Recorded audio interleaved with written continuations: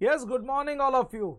Now today we are starting with a new Ind AS. Last Ind AS हम लोगों ने जो complete किया दैट्स ऑपरेटिंग सेगमेंट, और एक अब नया Ind AS मैं शुरू कर रहा हूं. मैं 11 चैप्टर्स कंप्लीट कर चुका हूं तुम लोगों के. मैं एक नया Ind AS शुरू कर रहा हूं. नया पेज ले लो. ऑपरेटिंग सेगमेंट आप लोग ने पूरा कंप्लीट कर दिया है. तुम सब एक नया पेज लोगे और हेडिंग दे दोगे related party disclosure. That is Ind AS 24. This is Ind AS 24.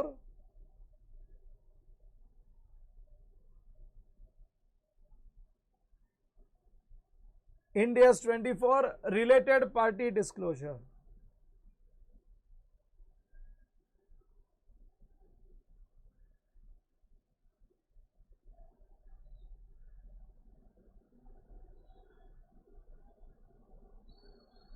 This is related party disclosure. हाँ, related party disclosure. Related party disclosure. सब लोग हेडिंग दे दो रिलेटेड पार्टी डिस्क्लोजर. मैं कोई भी अकाउंटिंग स्टैंडर्ड डायरेक्टली शुरू नहीं करता. पहले मैं उसके बारे में पूरा बेस समझाता हूं कि ये अकाउंटिंग स्टैंडर्ड क्यों है. Why the need for this accounting standard. Why we are discussing related parties. हम लोग रिलेटेड पार्टीज क्यों डिस्कस कर रहे हैं. Let's suppose I take my example. Sharma sir, मेरे recorded lectures, my recorded lectures I sell. Google Drive बोल दो या एंड्रॉइड मीडियम बोल दो, मेरे recorded lectures 20,000 rupees is the price. If you want to purchase my FR lecture 20,000 you have to pay. Now one student called me और उसने मेरे को पूछा सर डिस्काउंट कितना दोगे. मैं आपका पुराना स्टूडेंट हूं. I denied. I said no discount. If you want, you purchase it for 20,000. I'll not give any discount. I'll solve many number of extra questions. मैं ज्यादा क्वेश्चंस कराऊंगा लेकिन मैं डिस्काउंट नहीं दूंगा. मेरे सिलेबस को भी टाइम लगेगा. Huge, this is huge syllabus, so I won't be giving any discount. उसके बाद में सेकेंड कॉल आया मेरे एक रिलेटिव का कॉल आया. One of my relative and he asked me. In fact, relative क्या, my cousin, one of my cousin, he called me and he said कि मेरे को भी लेक्चर्स चाहिए. he is in CA final. मेरे काफ़ी सारे कजिन्स मेरे लेक्चर्स देख के पास हो गए, चार्टर्ड अकाउंटेंट बन गए. एक्चुअली बता रहा हूँ, मेरे कम से कम मेरे 4 कजिन्स हैं जो चार्टर्ड अकाउंटेंट्स हैं और उन्होंने सब ने मेरे ही नोट्स पढ़े हैं. 4 तो मेरे कजिन्स हैं और my wife sister, she is also chartered accountant. उसने भी इंटर में और फाइनल में मेरा ही नोट्स देखा है. अभी Ind AS का भी मेरा एक बैच में उसने अटेंड किया था, complete Ind AS. Now see what I am asking, what I am saying here. मेरे एक कजिन ने कॉल किया कि मेरे को आपका लेक्चर चाहिए, तो मैंने पैसा ही नहीं मांगा. मैंने बोला ठीक है मैं लेक्चर एक्टिवेट कर देता हूँ. I didn't demand any money. अच्छा, उसने पैसे के बारे में पूछा नहीं और मैंने पैसे के बारे में कुछ बोला नहीं. फिर उसने एक मेरे को अमाउंट दे दिया, क्रेडिट कुछ मेरे अकाउंट में आ गया, मैंने देखा भी नहीं. That was a very less amount he paid, but I didn't, I was not at all concern कि क्या पैसा है क्या नहीं. हाँ, ऑफ कोर्स वो 20,000 नहीं था. व्हाई दिस, बिकॉज ये ऐसा क्यों हुआ, क्योंकि ये मेरा रिलेटिव है, मेरा कजिन है. That's the reason he is paying. जो मेरे प्रोडक्ट का 20,000 रुपीज है उसका उसने कुछ 8 या 10,000 रुपये दे दिया खाली. And I didn't said anything. Because why, because this is due to my relation with the person. So इसको बोला जाता है रिलेटेड पार्टी ट्रांजैक्शन. अच्छा, रिलेटेड पार्टी ट्रांजैक्शन में don't you think my profit is affected. मेरे लिए loss है. मैं मेरा लेक्चर किसी और को देता तो I would have taken 20,000 rupees. In just 8,000 I have given CA final FR full syllabus. So मेरे लिए लॉस है ये. अरे मेरा प्रॉफिट अफेक्ट होता है. Same way in case of listed companies also. मैं तो इंडिविजुअल हूं, मेरा प्रॉफिट अफेक्ट होता है तो मेरे को किसी को मेरा प्रॉफिट दिखाना नहीं है. लेकिन for listed company, in case of listed companies also, if there is a transaction with related party, तुम बोलोगे सर लिस्टेड कंपनीज के related parties. Yes, listed companies के भी बहुत सारे रिलेटेड पार्टीज होते हैं, उनके बहुत सारे रिलेटिव्स होते हैं, लिस्टेड कंपनीज के भी होते हैं। तो अगर कोई ट्रांजैक्शन रिलेटेड पार्टी के साथ हुआ है तो उसमें transparency is required. For transparency purpose वो रिलेटेड पार्टी का डिस्क्लोजर देना पड़ेगा। सो कोई भी listed company, in case of listed company, if there is a transaction with related party, तो for transparency purpose, transparency purpose के लिए we have to give details of related parties and the amount of transaction. ये related party कौन है तुम्हारा, उसके साथ क्या रिलेशन है और क्या अमाउंट का ट्रांजैक्शन हुआ है इनके साथ ड्यूरिंग द ईयर, ये हमको रिपोर्ट करना पड़ेगा। We have to see that whether there is some profit और लॉस इन दिस। कोई इसमें लॉस तो नहीं है, रिलेटेड पार्टी से प्रॉफिट तो नहीं होता है, रिलेटेड पार्टी से लॉस ही होता है, कोई लॉस तो नहीं है, उसके लिए ट्रांसपेरेंसी इज रिक्वायर्ड और डिस्क्लोजर करना पड़ेगा। लेकिन तुम बोलोगे सर हमारे रिलेटेड पार्टीज तो हमको मालूम है, we are individual, we are human beings, we are natural person, लेकिन ये legal person, company is a legal person, इसका रिलेटेड पार्टीज कौन है, who are related parties of our company. So याद रखना, this is our objective in this Ind AS. हमारा objective है number 1 to find related parties, number 1 to find related parties.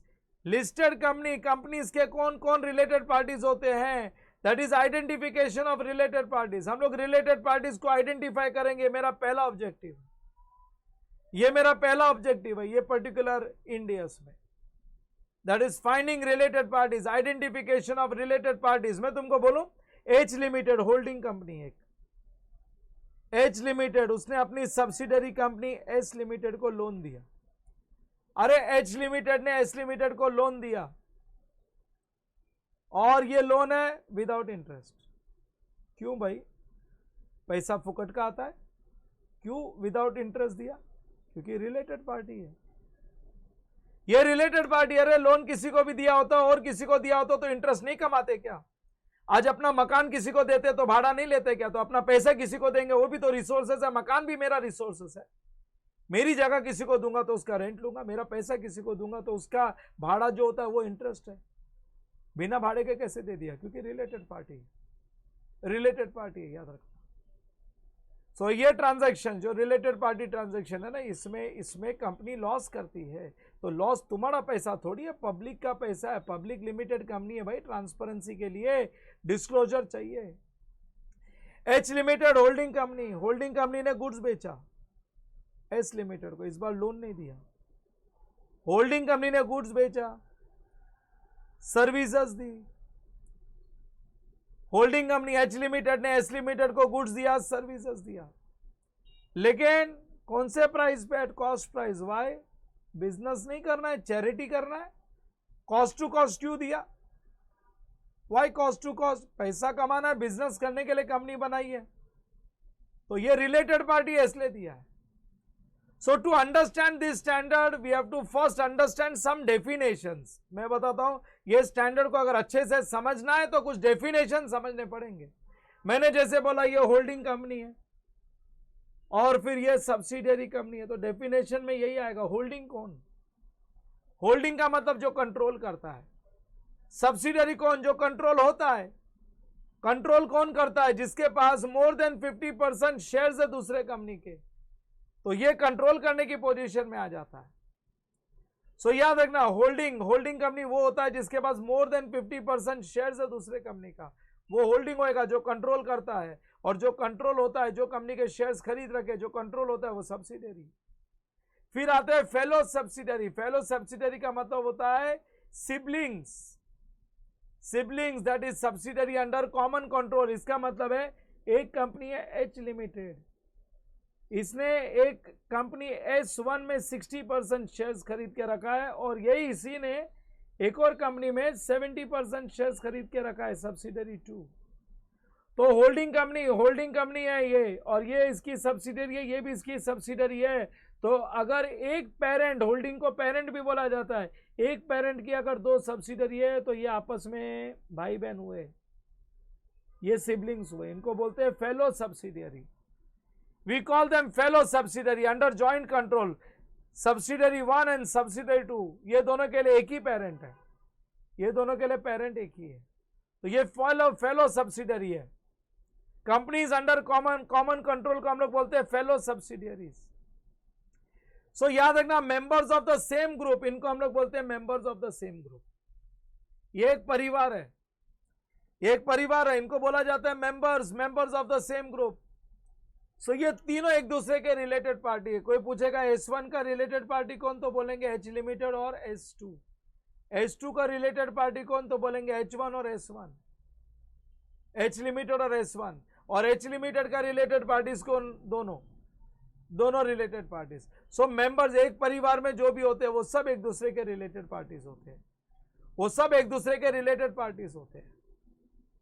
फिर उसके बाद मैं तुमको और एक एग्जांपल देता हूं। मेरे को कुछ डेफिनेशन सीखने ही पड़ेंगे, और वो डेफिनेशन में पहला आएगा control, that is holding subsidiary वाला। और एक आएगा suppose there is a company X limited, there is a company X limited. ये एक्स लिमिटेड ने वाई लिमिटेड कंपनी का, ये एक्स लिमिटेड ने वाई लिमिटेड कंपनी है ना, वाई लिमिटेड कंपनी का 40% शेयर्स खरीद रखा है।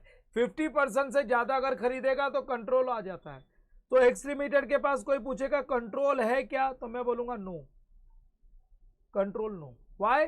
क्योंकि कंट्रोल करने के लिए तो मोर देन 50%, 50% नहीं, 50% से ज्यादा, 50 पॉइंट समथिंग, 51, 52, 50% से ज्यादा शेयर सेल करने पड़ते हैं। सो 40% शेयर्स खरीद के रखा है वाई लिमिटेड का। सो कंट्रोल तो नहीं है, लेकिन ऐसी सिचुएशन को बोलते हैं सिग्निफिकेंट इन्फ्लुएंस।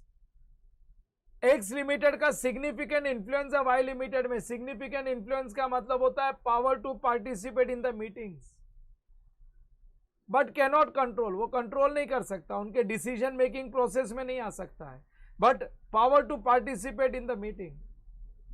और ये रिलेशनशिप को बोलते हैं associate. X limited Y limited are associates. X limited का वाई लिमिटेड एसोसिएट है।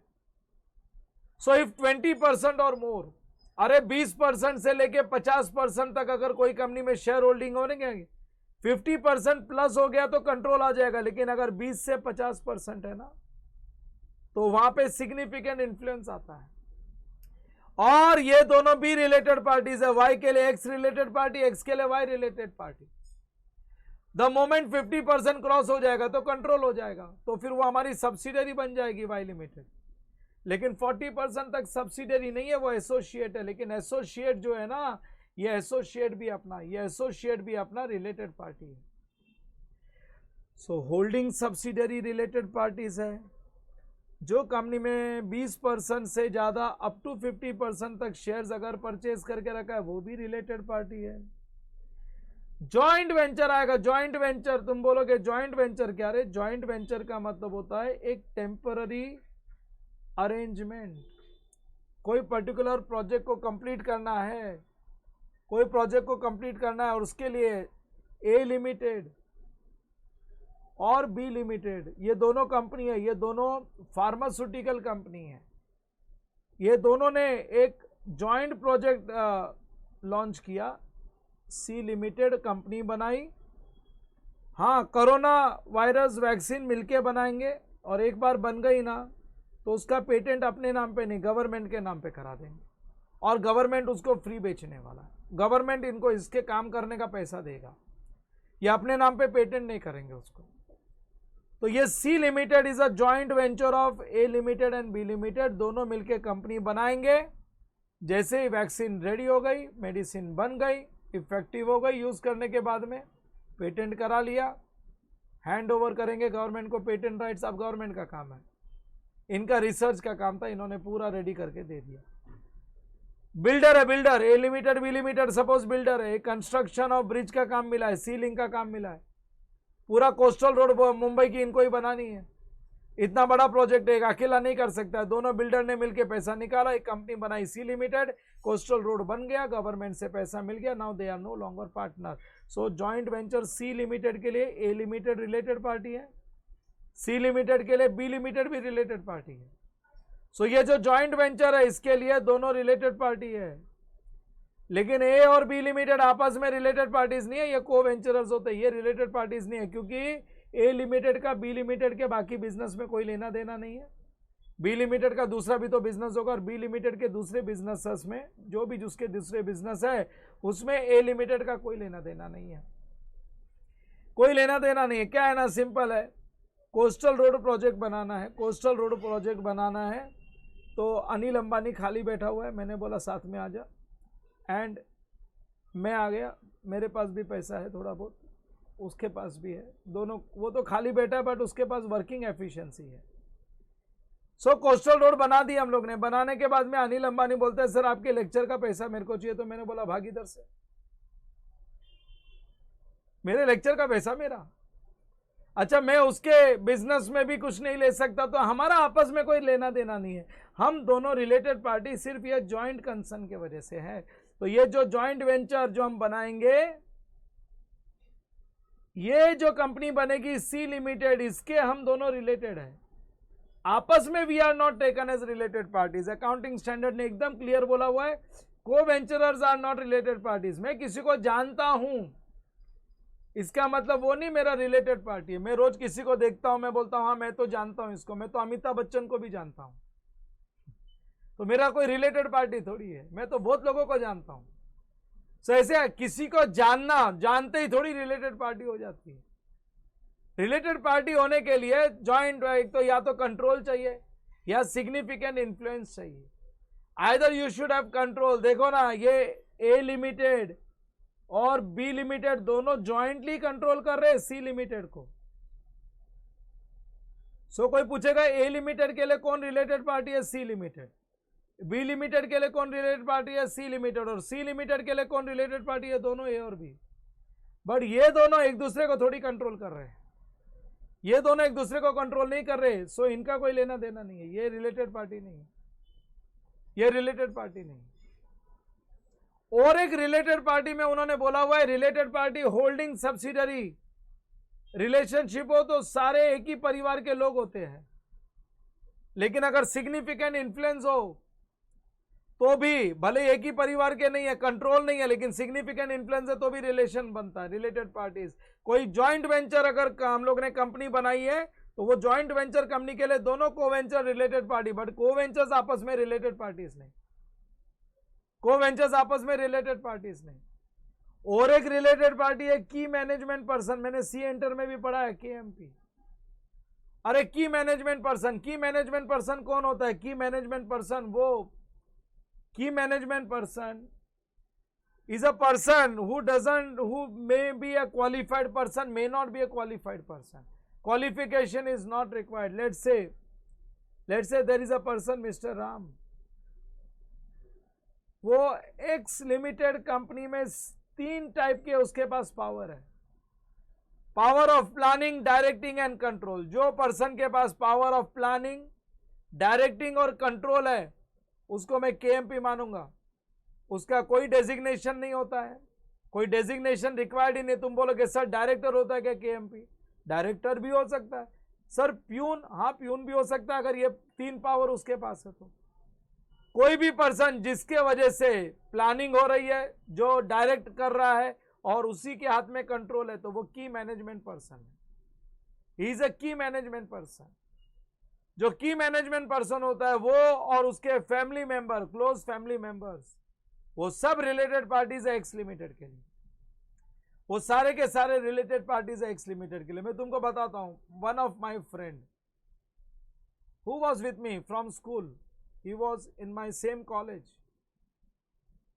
उसके फादर चार्टर्ड अकाउंटेंट नहीं थे, बट एक बहुत बड़ी कंपनी में वो सिर्फ अकाउंटेंट थे। And all of a sudden we remember, from 1 BHK house they have shifted to 3 BHK house, fully furnished and with a car and driver।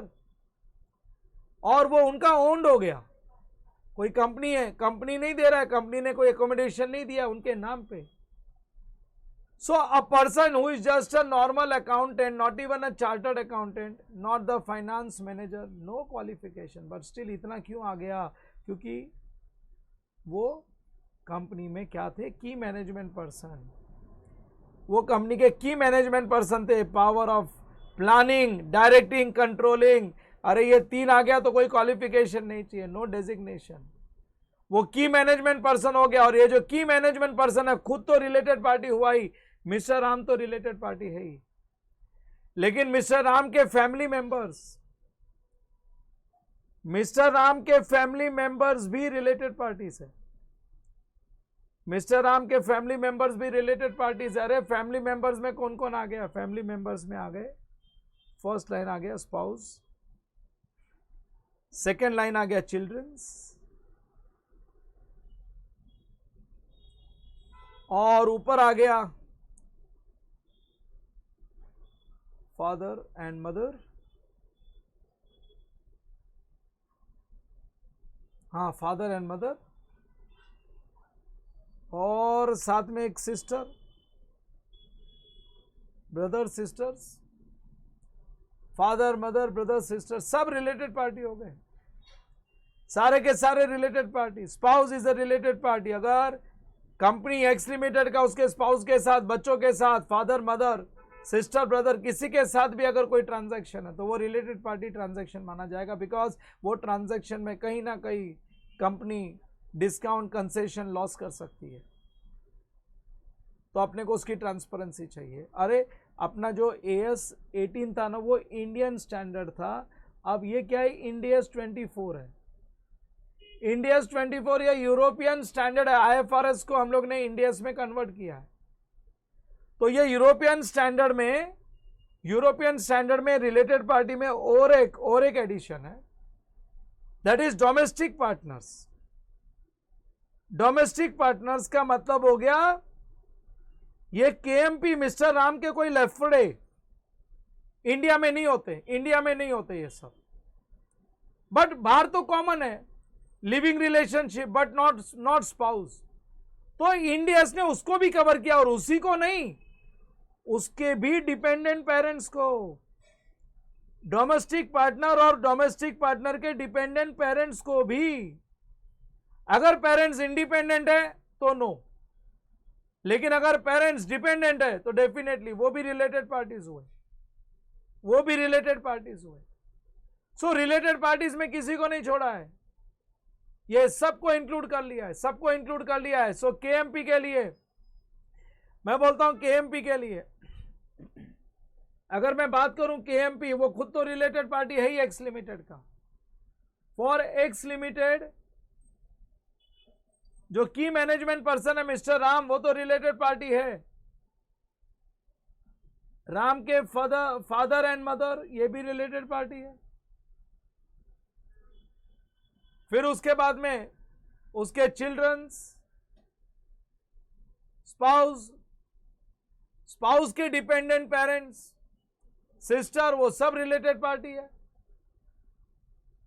फिर ये साइड उसके बाहर के लफड़े, डोमेस्टिक पार्टनर और डोमेस्टिक पार्टनर के भी पेरेंट्स, अगर वो डिपेंडेंट है तो ये सब रिलेटेड पार्टीज है। ये सबको रिलेटेड पार्टीज में कवर किया गया है। और Indians 24 is applied on listed companies, only on listed companies about 250 crore. तुमको मालूम है इंडियस 250 करोड़ के नेटवर्क के ऊपर वाले कंपनीज पे, only on listed companies about 250 crore. सारे लिस्टेड कंपनीज पे है, और unlisted companies about 250 crore. You remember or not? Road map to Ind AS is applied on all listed companies and on unlisted companies जो भी 250 करोड़ के ऊपर है, 250 करोड़ के नीचे वाले पे AS है। तो मेरे को रिलेटेड पार्टीज कोई इंडिविजुअल पर्सन के पॉइंट ऑफ व्यू से नहीं, कंपनी के पॉइंट ऑफ व्यू से देखना है। एक्स लिमिटेड का कौन कौन रिलेटेड पार्टीज, सब कुछ मेरे को कंपनी के पॉइंट ऑफ व्यू से देखने का। सो रिलेटेड पार्टीज ट्रांजैक्शन में कहीं ना कहीं कंपनी कुछ लॉस कर सकता है, तो पैसा खुद का नहीं है, पब्लिक लिमिटेड कंपनीज है, पब्लिक का पैसा है। और अगर पब्लिक का पैसा है सो तुम रिलेटेड पार्टी के साथ ट्रांजैक्शन करके कंपनी को लॉस नहीं कर सकते। कुछ एक्शन नहीं बोला, लेकिन ट्रांसपेरेंसी, ये वाला अकाउंटिंग स्टैंडर्ड ट्रांसपेरेंसी के बारे में बात करता है, कुछ एक्शन के बारे में नहीं बोला हुआ है कि what action should be taken. They only speak about the transparency. Transparency is required. Related party transaction है और उसका ट्रांजैक्शन का अमाउंट्स वगैरह पूरा डिस्क्लोजर देना पड़ेगा। फिर क्या एक्शन लेंगे that is a different thing. वो ये अकाउंटिंग स्टैंडर्ड एक्शन पे बात नहीं करता। लिखो कॉन्सेप्ट 1। अरे बिना इंट्रोडक्शन के तो स्टार्ट करना ही नहीं चाहिए, अपने को समझता ही नहीं है क्या है अकाउंटिंग स्टैंडर्ड, क्यों कर रहे हैं। मैं कोई अकाउंटिंग स्टैंडर्ड डायरेक्टली स्टार्ट कर ही नहीं सकता हूं। Concept 1 important definitions.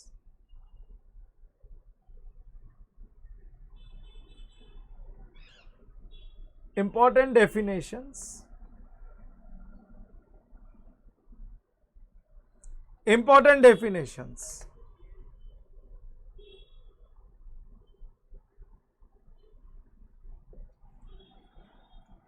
पहला definition, meaning of holding company, parent company.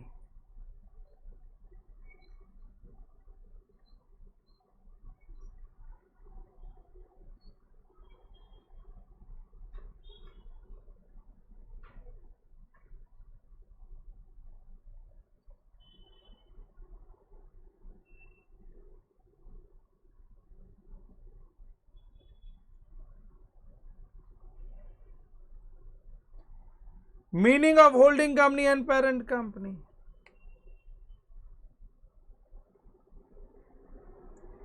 Meaning of holding company and parent company. If any entity controls the other entity,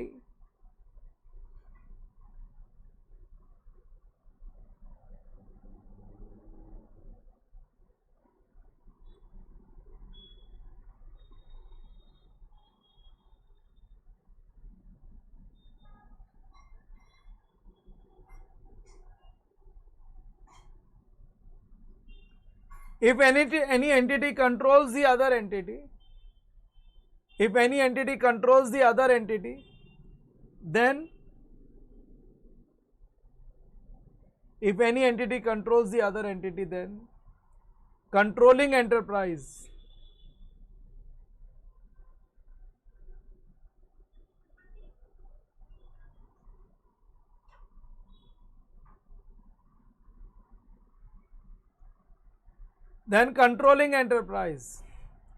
is known as holding company.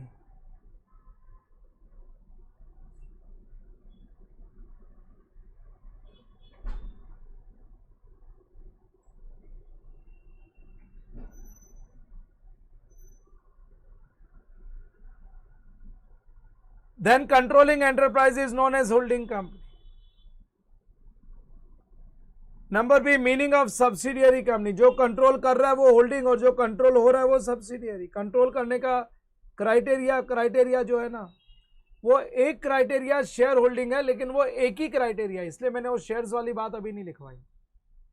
Control का definition बहुत detail में आ गया। पहले खाली एक ही reason से control होता था, if you are holding more than 50% shares. वो तो सिंपल कंट्रोल है, आगे बहुत कॉम्प्लिकेटेड कंट्रोल्स आएंगे। Meaning of subsidiary company,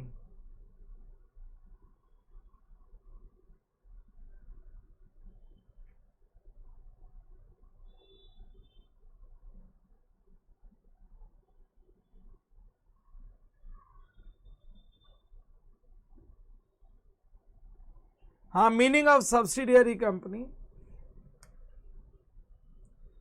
control करने वाला, होल्डिंग कंट्रोल होने वाला subsidiary. If an entity is controlled by other entity,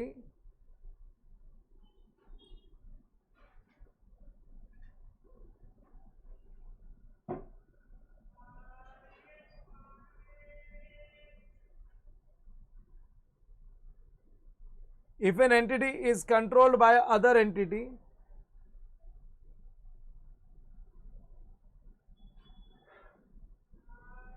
if an entity is controlled by other entity, then such entity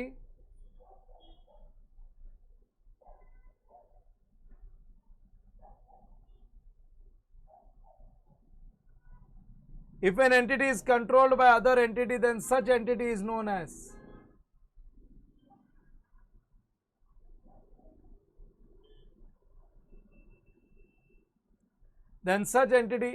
as subsidiary company.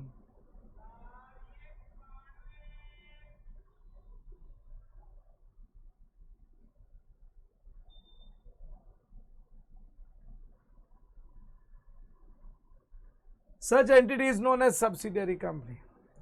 और fellow subsidiary, एक holding है उसके अगर दो सब्सिडियरी है तो वो फेलो सब्सिडियरी माने जाते हैं। Meaning of fellow subsidiary,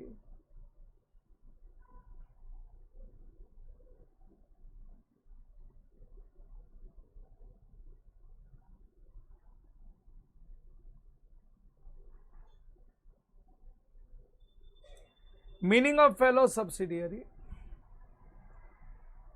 if an entity is under common control, एक पेरेंट है और उसके दो सब्सिडियरी है, सो दोनों कॉमन कंट्रोल में है ना, एच लिमिटेड दोनों को कंट्रोल कर रहा है।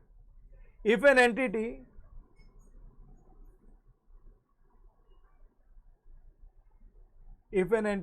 is under common control,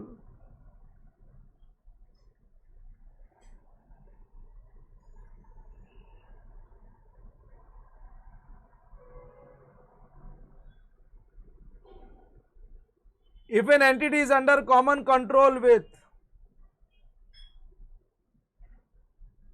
if an entity is under common control with,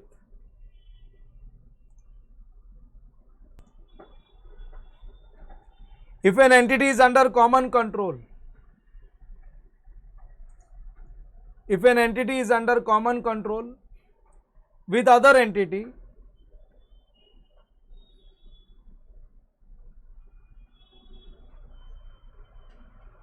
if an entity is under common control with other entity of same parent,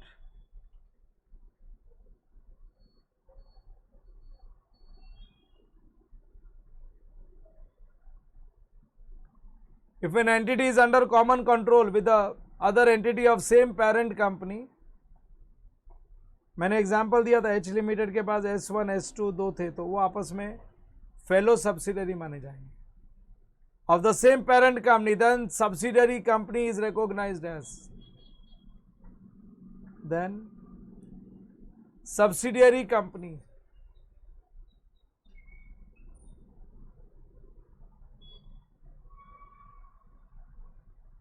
subsidiary companies are recognized,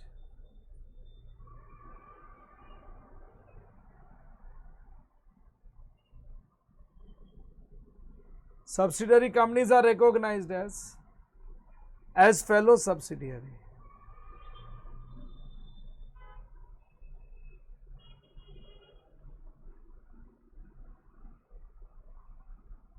Recognized as fellow subsidiary, siblings of one parent company, bracket में लिख दो,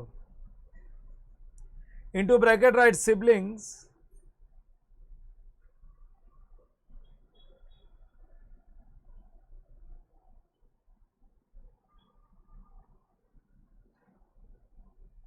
हाँ, siblings of one parent company. Number D, जो जो मैंने समझाया था वही सब लिखवा रहा हूं, कोई नया पॉइंट नहीं लिखा रहा हूं। Meaning of control, meaning of control, एक मीनिंग तो बता देता हूं, मोर देन 50%, बाकी कंट्रोल का डेफिनेशन हम लोग डिटेल में करेंगे इंडियाज 110 कंसोलिडेशन में।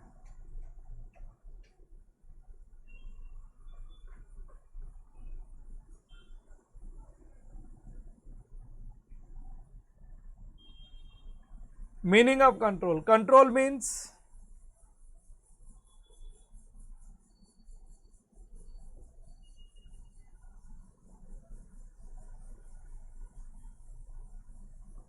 हाँ, control means power to govern the decision.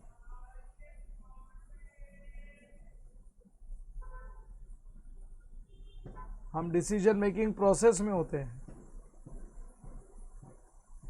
Control means power to govern the decision of other entity.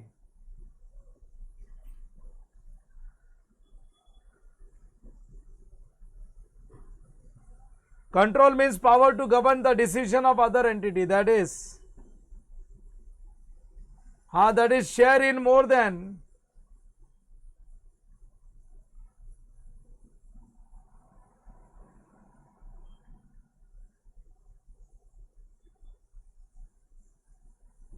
share in more than 50% of voting power of other entity.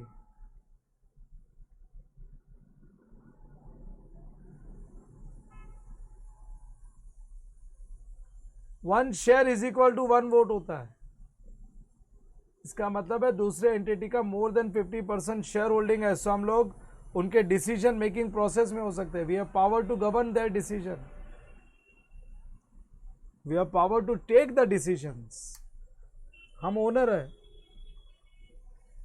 Meaning of significant influence, मैंने बोला ना 20% से ज्यादा up to 50% अगर share holding है, voting power है कोई company का, तो हमारा सिग्निफिकेंट इन्फ्लुएंस है। मीनिंग ऑफ सिग्निफिकेंट इन्फ्लुएंस, और वो अपना एसोसिएट माना जाता है।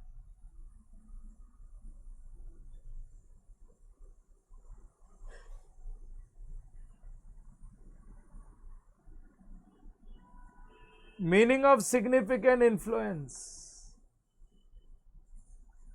मीनिंग ऑफ सिग्निफिकेंट इन्फ्लुएंस, अरे ये सब लिखना ही चाहिए, ये प्रिंटेड मटेरियल से नहीं काम होता है। मैं हमेशा अगेंस्ट रहता हूं, अकाउंटिंग स्टैंडर्ड कोई प्रिंटेड मटेरियल से नहीं हो सकता है। समझते जाओ, लिखते जाओ, अपने नोट्स बनाते जाओ। It means power to govern in, participate in decision, हम मीटिंग्स अटेंड कर सकते हैं। It means power to participate in decision making of other enterprises.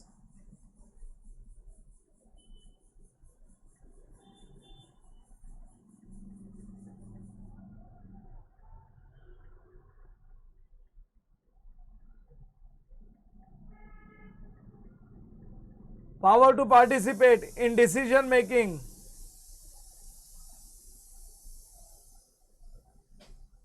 power to participate in decision making of other enterprises.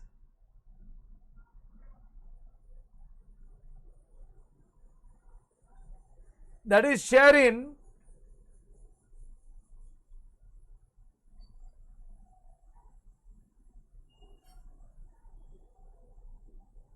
in more than 20%, share in more than 20%, but up to 50% voting power. 50% से ज्यादा होगा तो control आएगा, but up to 50% voting power.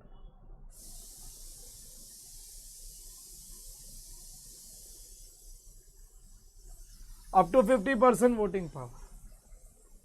हाँ, वो अपना associate माना जाएगा, वो अपना एसोसिएट माना जाएगा। सो मीनिंग ऑफ एसोसिएट, आज के लेक्चर में हमने ये तो डिस्कस कर ही लिया, बहुत सारे टर्म्स, डेफिनेशन।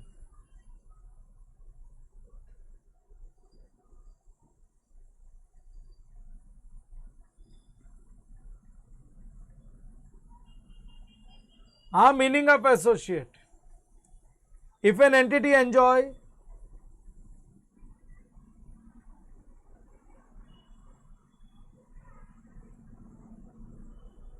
significant influence, मेरा कोई कंपनी में 40% अगर शेयर होल्डिंग है तो मैं सिग्निफिकेंट इन्फ्लुएंस है मेरा कंपनी में, और वो मेरा एसोसिएट का रिलेशनशिप बनेगा। If an entity enjoys significant influence, तो मैं इन्वेस्टर हूं, आई एम इन्वेस्टर, मेरा सिग्निफिकेंट इन्फ्लुएंस है, मेरा more than 20% up to 50% investment है। If an entity enjoys significant influence over other entity,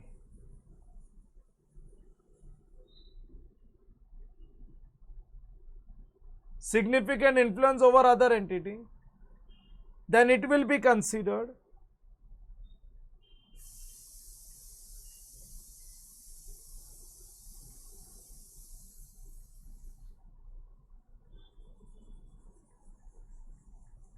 if an entity enjoys significant influence over other entity, then it will be considered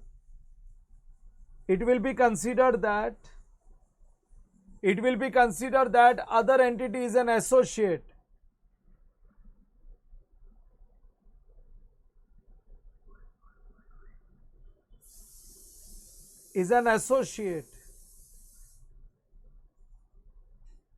other entity is an associate of the investor company.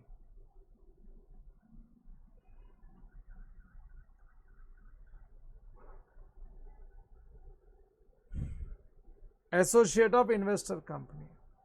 सो मेरा अगर 40% investment है, 20% से ज्यादा up to 50%, तो मेरे लिए x limited में अगर इन्वेस्टमेंट किया तो एक्स लिमिटेड मेरा एसोसिएट हो जाएगा, मेरा सिग्निफिकेंट इंटरेस्ट इन्वेस्टर के लिए वो एसोसिएट हो जाएगा एक्स लिमिटेड। वाई लिमिटेड ने एक्स लिमिटेड का 48% शेयर्स खरीद लिया, 50 से ज्यादा तो नहीं खरीदा, तो एक्स लिमिटेड के लिए वाई लिमिटेड एसोसिएट बन जाएगा। एक्स लिमिटेड इन्वेस्टर है और वाई लिमिटेड उसका एसोसिएट है, वाई लिमिटेड उसका एसोसिएट है। आगे लिखो next, meaning of joint venture.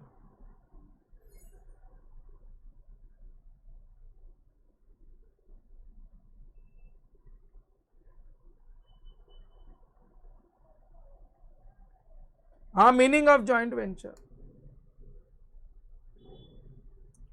Meaning of joint venture, कोई भी एक इकोनॉमिक एक्टिविटी दो जन मिलके करते हैं, लेकिन बस एक बार इकोनॉमिक एक्टिविटी खत्म हुई फिर वो लोग अलग, वो कंपनी डिसॉल्व कर देते हैं, फिर खत्म हो जाता है। सिर्फ एक पर्टिकुलर इकोनॉमिक एक्टिविटी के लिए दो लोग मिलके जॉइंटली एक कंपनी को कंट्रोल करते हैं, जॉइंटली दो जन मिलके कंपनी को कंट्रोल करते हैं। So joint venture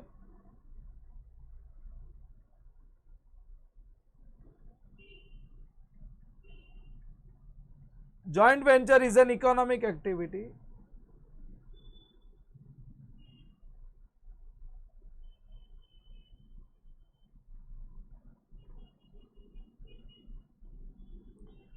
joint venture is an economic activity which is undertaken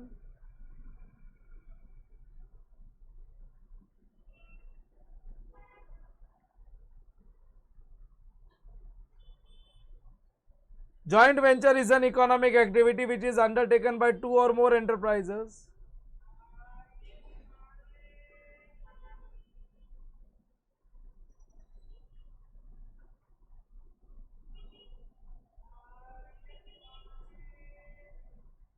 which is undertaken by two or more enterprises subject to joint control.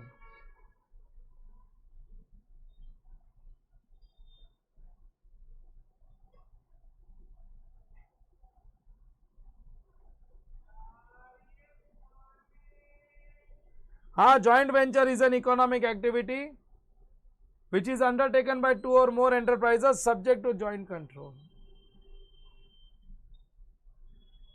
उसके बाद में आता है मीनिंग ऑफ की मैनेजमेंट पर्सन। मैंने तुमको केएमपी भी समझा दिया, उसके रिलेटिव्स भी समझाए। मीनिंग ऑफ की management person,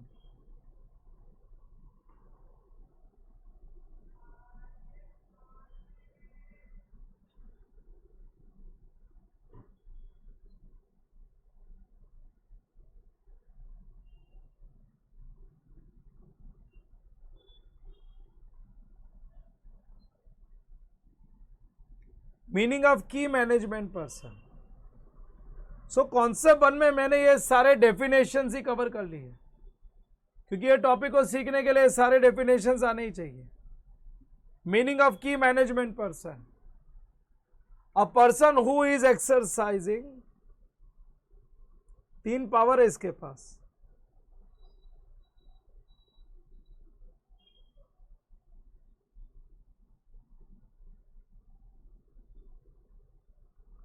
A person who is exercising 3 powers.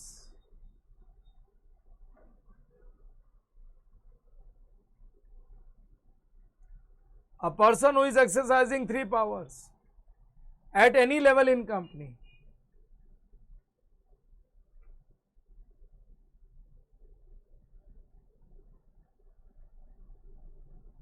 At any level in company, that is planning, directing and controlling.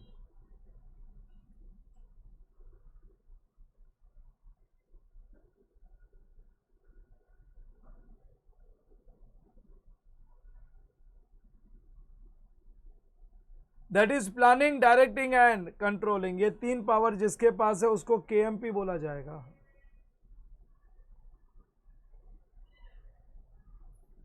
Planning, directing and controlling.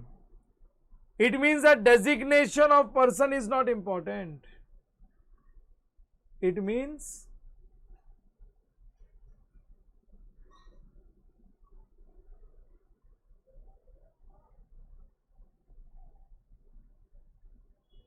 It means the designation of person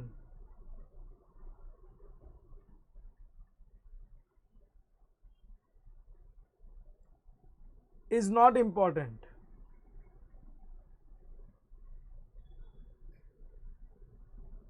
It means designation of person is not important, but exercise of power is important.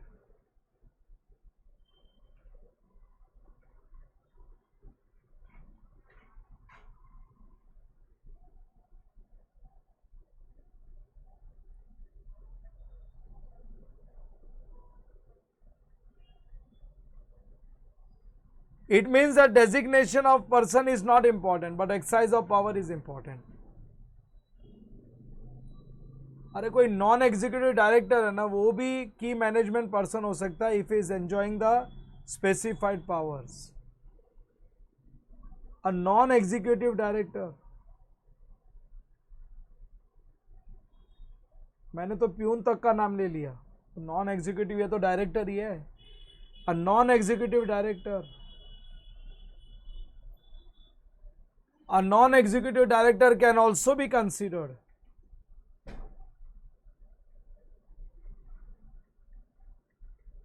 कई लोग रहते हैं पूरी जिंदगी एक company को दे देते हैं, तो वो की मैनेजमेंट पर्सन बन जाते हैं. वो 30 40 साल एक ही कंपनी में काम करते हैं, अपनी पूरी लाइफ दे चुके होते हैं. सो फिर उसके बाद में एक स्टेज आता है, उनके पास ये पावर्स आ जाते हैं, फिर डेजिग्नेशन मायने नहीं रखता है. A non executive director can also be considered. A non-executive director can also be considered as key management person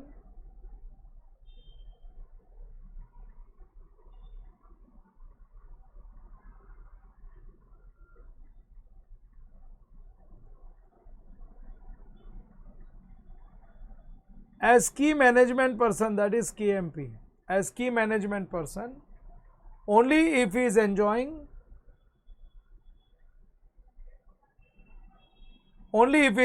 the specified powers.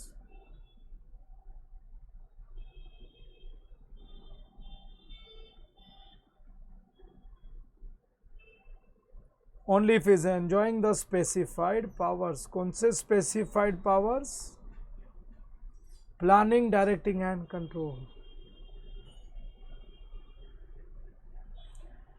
हाँ, नॉर्मली केएमपी कौन होता है? डायरेक्टर होता है, चेयरमैन होता है, मैनेजर होता है, सीईओ ऑफ कंपनी, ये लोग ही होते हैं. नॉर्मली तो ये लोग ही होते हैं. सो लिखो नॉर्मली. मेरा पेज खत्म हो गया, मैं अगले पेज पे जा रहा हूँ. हाँ, normally director,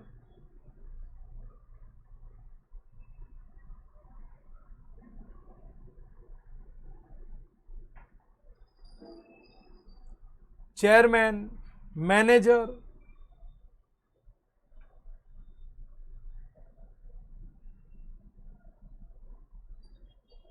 normally director, chairman, manager, CEO are considered.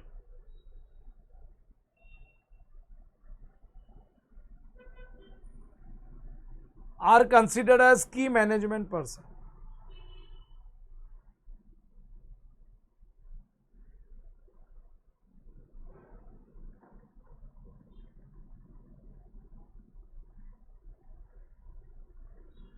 हाँ, दे आर कंसिडर्ड एज की मैनेजमेंट पर्सन. और की मैनेजमेंट पर्सन में ना क्लोज फैमिली मेंबर्स होते हैं ना, वो भी उनके रिलेटेड पार्टीज माने जाते हैं. तो एक हेडिंग और बना लो, क्लोज. हाँ, close members of family of a KMP.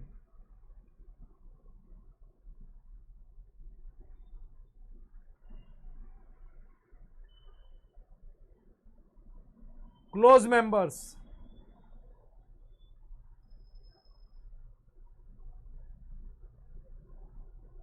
Close members to family of a person.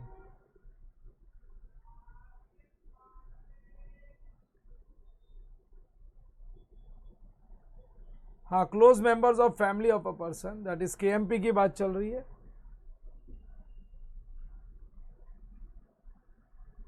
हाँ, मैंने सब बता दिया था. Spouse, children, brother, sister.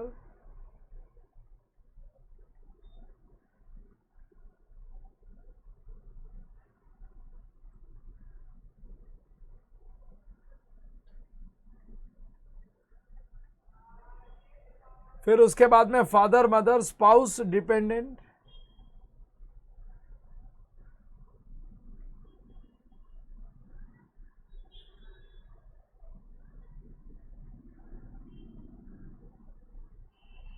हाँ फादर, मदर और स्पाउस के कोई डिपेंडेंट्स है तो वो भी।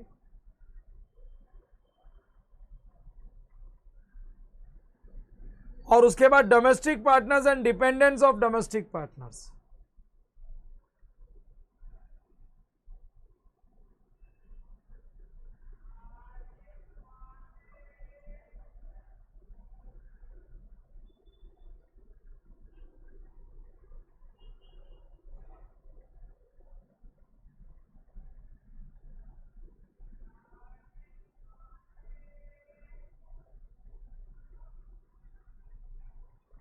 Domestic partners and dependents of domestic partners.